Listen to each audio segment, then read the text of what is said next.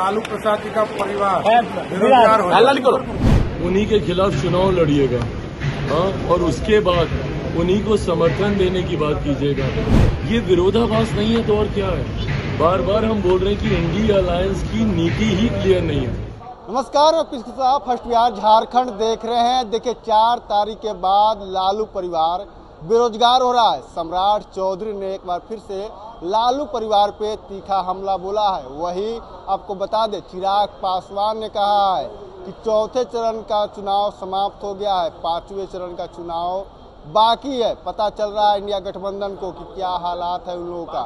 ममता बनर्जी जो बयान दिए है कि हम इंडिया गठबंधन को बाहर से समर्थन देंगे सरकार बनाने में, इसको लेकर चिराग पासवान क्या कह रहे हैं, पहले आप उनकी बयानों को सुनिए। इन लोगों में कौन किसको समर्थन दे रहा है, पहले तो आप उन्हीं के खिलाफ चुनाव लड़िएगा, हाँ, और उसके बाद उन्हीं को समर्थन देने की बात कीजिएगा। ये विरोधाभास नहीं है तो और क्या है। बार बार हम बोल रहे हैं कि इंडिया अलायंस की नीति ही क्लियर नहीं है, इन लोगों की नीयत ही क्लियर नहीं है।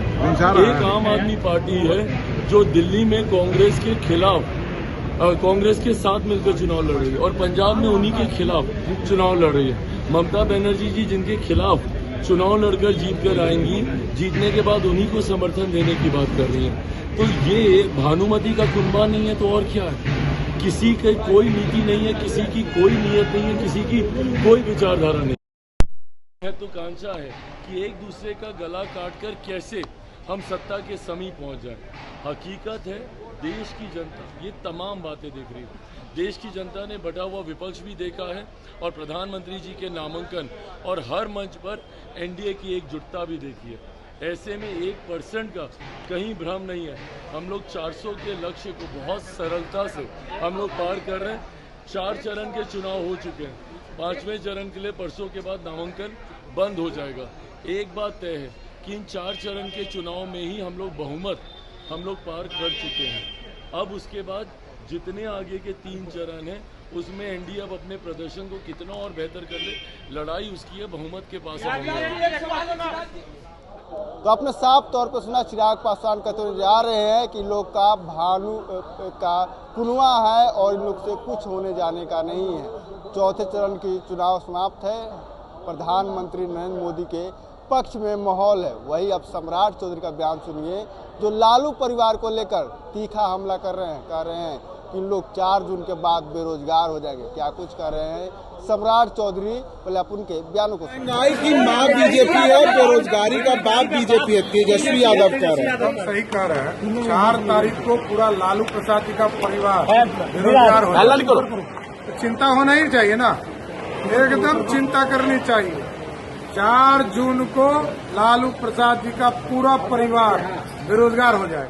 तो आपने साफ तौर पे सुना, सम्राट चौधरी लालू परिवार पे तीखा हमला बोलते हुए कह रहे हैं कि 4 तारीख के बाद पूर्ण रूप से लालू परिवार बेरोजगार हो जाएगा। आपको बता दें कि जो तेजस्वी यादव हैं वो बयान दिए थे कि महंगाई और बेरोजगारी का बाप और माँ है बीजेपी। इसको लेकर सम्राट चौधरी लालू परिवार पर हमलावर दिख रहे थे। राज खबर इतना ही, इसी तमाम खबरों के बाद बने रहे फर्स्ट बिहार झारखंड देख रहे। पनोरमा ग्रुप, जो सोचता है वो करता है।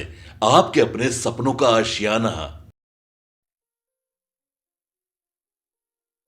ये लो, मुंह मीठा करो। आज मैंने अपना जॉब छोड़ दिया, अब हम पूर्णिया वापस जाएंगे। जॉब छोड़ दिया है? मतलब ये घर कैसे चलेगा? हम करेंगे क्या? और माँ बाबूजी क्या बोलेंगे? इसलिए मैं एक और मिठाई का डब्बा लाया।